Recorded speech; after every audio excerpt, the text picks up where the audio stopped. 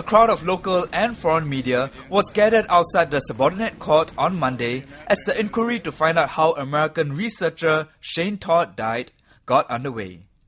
Dr. Todd was found hanged in his apartment on 24 June 2012 in an apparent suicide. But his parents believe he was murdered because of his work. On day one of the coroner's inquiry into the death of American researcher Shane Todd, several of his friends were called to take the stand to testify on Dr. Todd's state of mind at the time and if he displayed any suicidal tendencies. Girlfriend at the time, Shirley Sarmiento, said that Dr. Todd told her he was feeling depressed because of work, but also that he felt that his work could get him into trouble and that heavy hands were coming after him.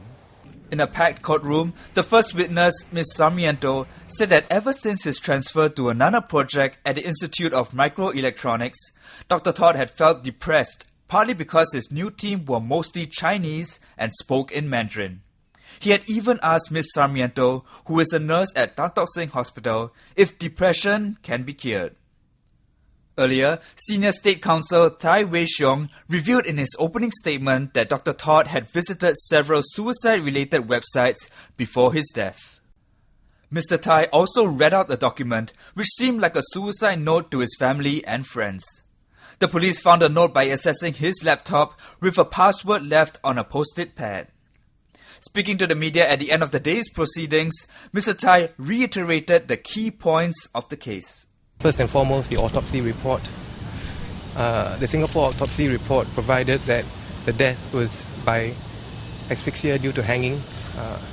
There is a conflicting report that the next of kin have produced, and we have presented this to the court. We hope very much that their expert, Dr. Edelstein, will be able to come to Singapore and give evidence.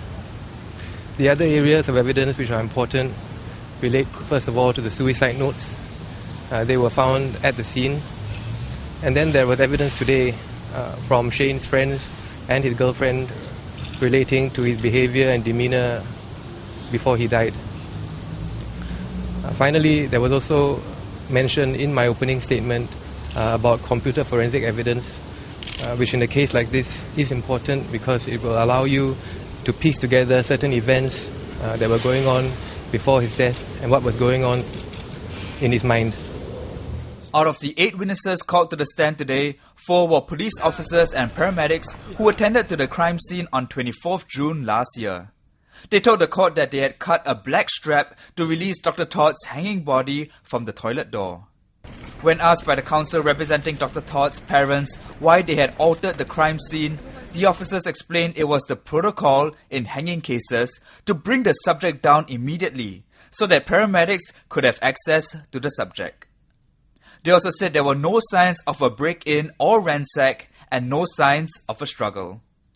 The inquiry continues tomorrow.